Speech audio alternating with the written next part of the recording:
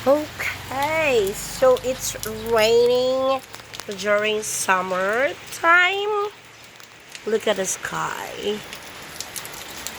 It's kind of crazy. Look at this and see how the rain pours.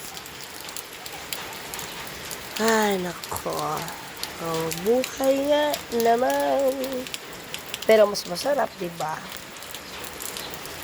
Malamig, hindi mainit. Okay. Ito yung ginagawang tindahan. Ayan. Hindi pa tapos. Ayan.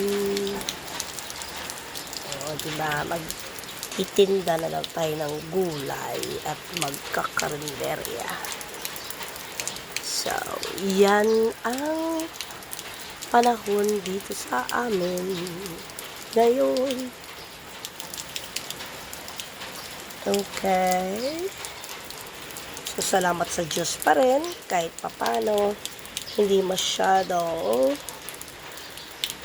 mainit today. Naulan.